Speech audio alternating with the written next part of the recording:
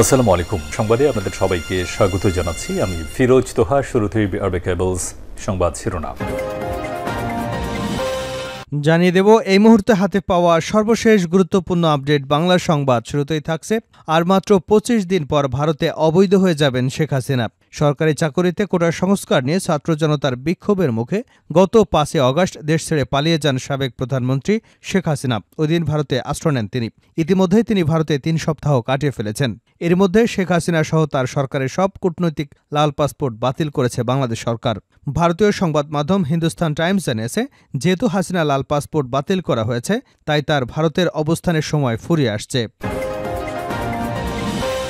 এবারে জানাবো, ভারতের সঙ্গে শেখ হাসিনা সরকারের সব গোপন চুক্তি বাতিলের দাবি জানিয়েছেন বিএনপির সিনিয়র যুগ্ম মহাসচিব রুহুল কবির রিজভী। তিনি বলেন, স্বৈরাচার হাসিনার সরকার বিগত ১৫ বছরে পার্শ্ববর্তী দেশ ভারতের সঙ্গে যে সমস্ত গোপন চুক্তি করেছে সেগুলো বাতিল করতে হবে। জানাবো, বৈষম্য বিরোধী ছাত্র আন্দোলনের নতুন কর্মসূচি ঘোষণা। বৈষম্য বিরোধী ছাত্র আন্দোলন আগামীকাল রোববার থেকে বন্যা কবলিত এলাকায় গণরান্না কর্মসূচির পরিকল্পনা করেছে বলে জানিয়েছেন সংগঠনটির অন্যতম সমন্বয়ক হাসনাত আব্দুল্লাহ। শনিবার তিনি তার ফেসবুক পেজে এক পোস্টের মাধ্যমে এ পরিকল্পনার কথা জানিয়েছেন। এবারে থাকছে কি করতে চান, দ্রুত জনগণের সামনে উপস্থাপন করুন। অন্তর্বর্তী সরকারের কাছে অনেক প্রত্যাশা রয়েছে উল্লেখ করে বিএনপির মহাসচিব মির্জা ফখরুল ইসলাম আলমগীর বলেছেন, অন্তর্বর্তী সরকারের কাছে আমাদের প্রত্যাশা অনেক। আমরা সবাই মনে করি এই অন্তর্বর্তী সরকার যৌক্তিক সময়ের মধ্যে একটা সুষ্ঠু নির্বাচনের ব্যবস্থা করবেন। প্রধান উপদেষ্টা অতি দ্রুত জনগণের সামনে কি করতে চান সেটা উপস্থাপন করবেন। আমরা আশা করি একটা রোডম্যাপের মাধ্যমে তিনি অতি দ্রুত নির্বাচনের ব্যবস্থা করবেন।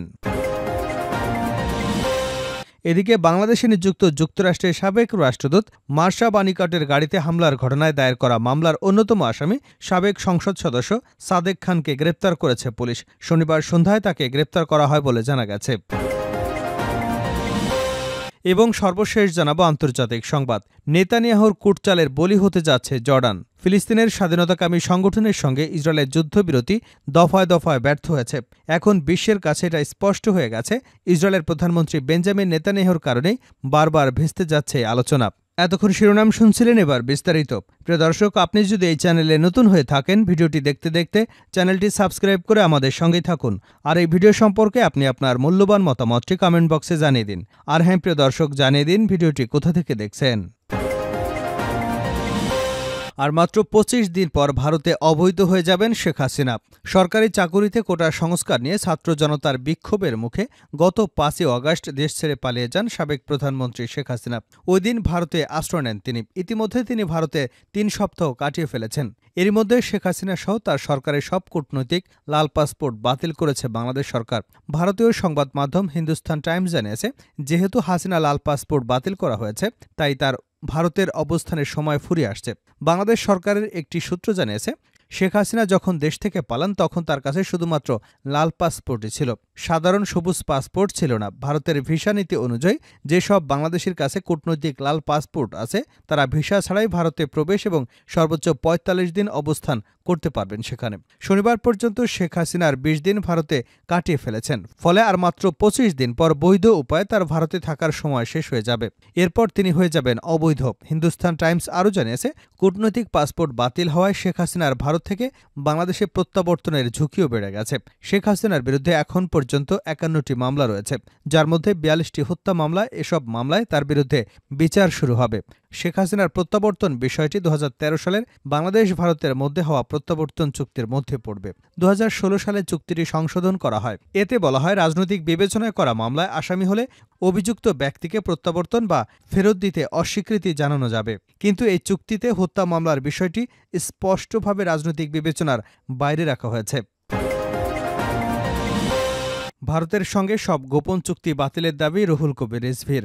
ভারতের সঙ্গে শেখ হাসিনা সরকারের সব গোপন চুক্তি বাতিলের দাবি জানিয়েছেন বিএনপির সিনিয়র যুগ্ম মহাসচিব রুহুল কবির রিজভী। তিনি বলেন, স্বৈরাচার হাসিনা সরকার বিগত ১৫ বছরে পার্শ্ববর্তী দেশ ভারতের সঙ্গে যে সমস্ত গোপন চুক্তি করেছে সেগুলো বাতিল করতে হবে। ভারতের এক অভিনেত্রী কয়েকদিন আগে বলেছেন, একটা দেশ ছিল ভারতের পক্ষে, সেটাও হাতছাড়া হয়ে গেছে। একটা দেশ ছিল না, একজন ব্যক্তি ছিল ভারতের পক্ষে, কারণ ওই ব্যক্তি এদেশের গণতন্ত্রকে হত্যা করেছে, এদেশে একচেটিয়া ভোট করে নিজেদের লোকদের ভোট ছাড়া এমপি বানিয়েছে।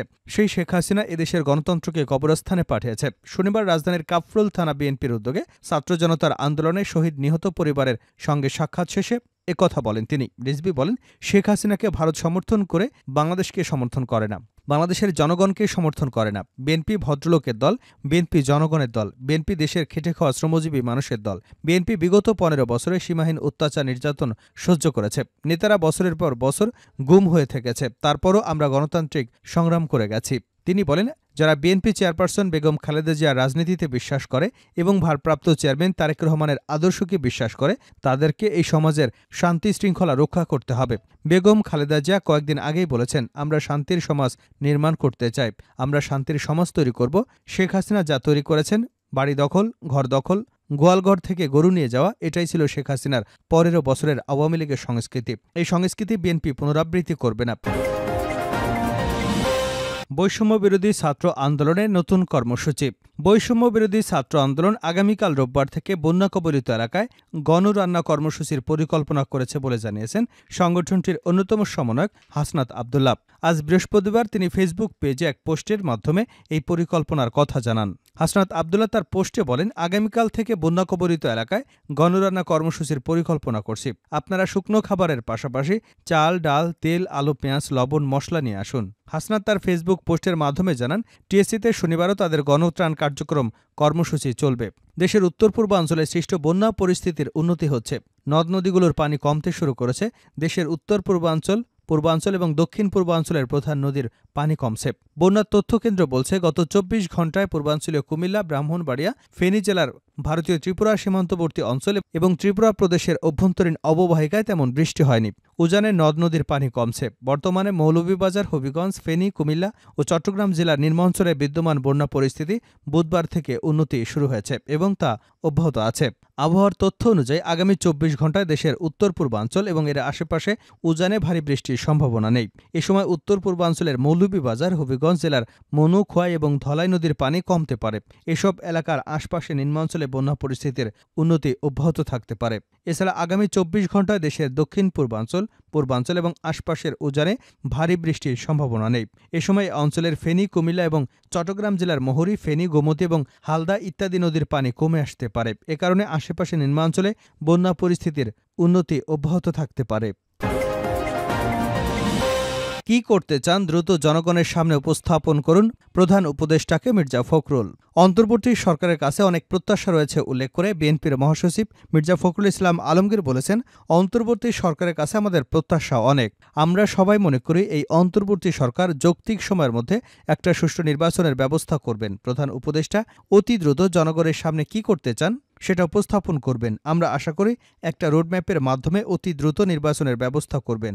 শনিবার জাতীয় প্রেস ক্লাবে ভাসানী অনুসারী পরিষদ আয়োজিত এক আলোচনা সভায় প্রধান অতিথির বক্তব্যে তিনি এসব কথা বলেন। ফখরুল ইসলাম বলেন, রাষ্ট্র সংস্কারের ব্যাপারে নির্বাচন খুবই গুরুত্বপূর্ণ।